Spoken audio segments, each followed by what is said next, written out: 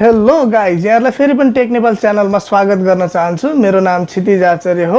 आजको भिडियोमा पनि म काइनमास्टरमा कसरी सर्ट म्युजिकहरू अथवा जुनै खालको म्युजिक पनि तपाईँ एड गर्न सक्नुहुन्छ, लामो म्युजिकलाई पनि कसरी कट गर्ने, कसरी ट्रिम गर्ने भनेर डिटेलली म तपाईँलाई यहाँलाई चाहिँ गाइड गर्नेछु। पक्कै पनि यो भिडियो चाहिँ नयाँ युट्युबर हुनुहुन्छ भने तपाईँकै लागि रहेको छ, किनभने तपाईँले पहिलो फेजमा आफ्नै स्मार्टफोन प्रयोग गर्नुहुन्छ। भिडियो एडिटिङ गर्नलाई पनि पीसी भन्दा पनि एकदमै सजिलो हुन्छ काइनमास्टरमा। त्यो कारणले यो भिडियोलाई अन्त्यसम्म हेरी फुल नलेज गेन गर्नु होला। कुनै पनि प्रकारको कन्फ्युजन छ यहाँहरुको मनमा भने चाहिँ तपाईहरुले क्लियरली तपाईले कमेन्टमा चाहिँ लेख्न सक्नुहुन्छ। तपाईहरुको कमेन्ट आउँदाखेरि एकदमै मोटिभेट हुन्छु म पनि। तपाईहरुले जस्तै यो कसरी गर्ने भनेर कमेन्ट गर्नुहुन्छ। एकजना साथीले यो विषयमा कमेन्ट गर्नु भएको थियो, यो विषयलाई चाहिँ ल्याउनु पर्यो भिडियो मार्फत भनेर।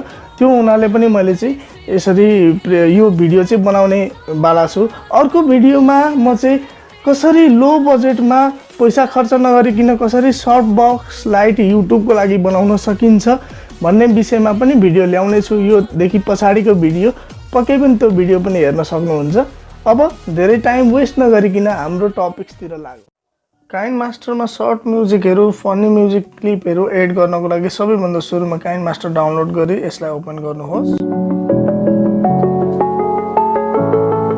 ओपन गरिसकेपछि यसको प्रोजेक्टमा गएर चाहिँ मैले चाहिँ अब कुन तपाईँ स्क्रिन रेसियो राख्नुहुन्छ, म 16:9 राख्छु।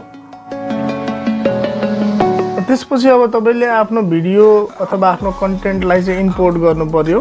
मिडियामा गएर तपाईले इम्पोर्ट गर्न सक्नुहुन्छ तपाईले तयार पारिसकेको भिडियोलाई चाहिँ। जस्तै यहाँ एउटा भिडियो मैले तयार पारेको थिएँ, अगाडि नै अपलोड गरेको थिएँ। जस्तै यसलाई मैले इम्पोर्ट गरेको छु। इम्पोर्ट गरिसकेपछि अब सबैभन्दा सुरुमा तपाईले चाहिँ साउन्ड इम्पोर्ट गर्नको लागि फनी साउन्ड क्लिपलाई अथवा तपाईले इम्पोर्ट गर्न चाहेको सर्ट साउन्ड क्लिपलाई चाहिँ तपाईले डाउनलोड गर्नुपर्ने हुन्छ। अथवा सर्ट तपाईले भेट्नुहुन्न भने लङ लाइनै पनि तपाईले कट गर्दै गर्दै मिलाउन सक्नुहुन्छ। जस्तै यहाँ मैले सर्ट साउन्डहरू पनि 2-4 वटा चाहिँ मैले तयार पारेको छु।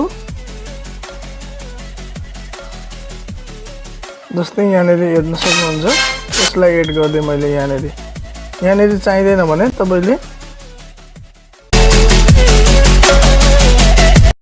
यहाँबाट यसलाई डिलिट गर्न सक्नुहुन्छ। अब तपाईलाई कहाँनिर चाहिन्छ त्यो, जस्तै मलाई यहाँनिर चाहिएको छ भने मैले यहाँनिर गएर चाहिँ म लङ नैबाट तपाईलाई सिकाउन गइरहेको छु। सर्ट त एकदमै इजी नै छ। यहाँनिर 30 वटा साउन्ड नन कपिराइट साउन्ड छ, यसलाई मैले एड गरिसकेँ यहाँ। अब तपाईलाई कहाँनिरसम्म यो क्लिपमा चाहिँ यहाँसम्म साउन्ड इफेक्ट चाहिन्छ जस्तो लाग्यो भने तपाईले चाहिँ साउन्डमा क्लिक गरेर यहाँनिर तपाईँ देख्न सक्नुहुन्छ ट्रिम भनेर दिएको छ। तलतिर आउनुस्, तपाईँ स्पिड एट अहेड भनेको छ, प्ले हेड भनेको छ। पछाडिको भागलाई चाहिँ डिलिट गर्न पनि सक्नुहुन्छ यहाँबाट। अब यति मात्रै रह्यो, यहाँनिर तपाईँ सुन्न सक्नुहुन्छ। यसै गरेर तपाईलाई बीचमा अझै अरू साउन्ड एड गर्न मन लाग्यो भने फेरि त्यही अडियोमा जाने, त्यहाँनिर 30 वटा साउन्ड छ। तपाईलाई अब कुन मन पर्छ। अहिले त मैले माइक्रोफोन लगाएको छु, साउन्ड सुनिरहेको छैन। यसरी नै हो, जस्ट एक्जाम्पलको लागि हो।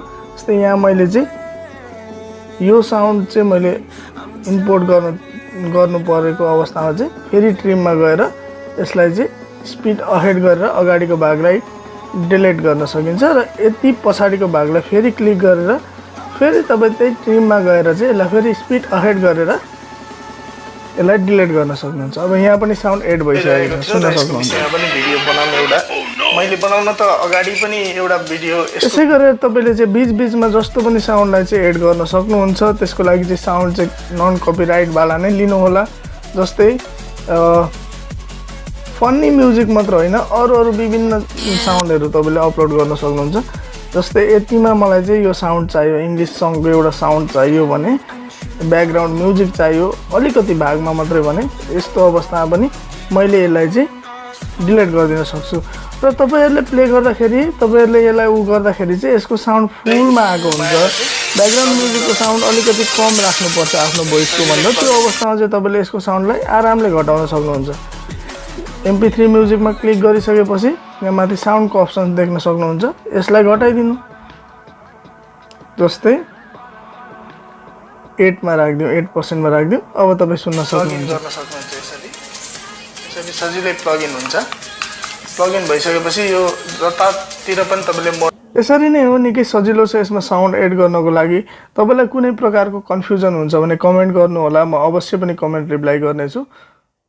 यस्तै खालको भिडियो आगामी दिनहरूमा पनि हेर्न चाहनुहुन्छ भने कृपया यस च्यानललाई सब्सक्राइब गरी सँगै आउने बेल आइकनको नोटिफिकेसनलाई पनि इनेबल गर्नुहोला, ताकि मेरो जानकारी, मेरो लेटेस्ट अपलोड चाहिँ तपाईँहरूको हातमा सबैभन्दा छिटो पुग्न सक्छ।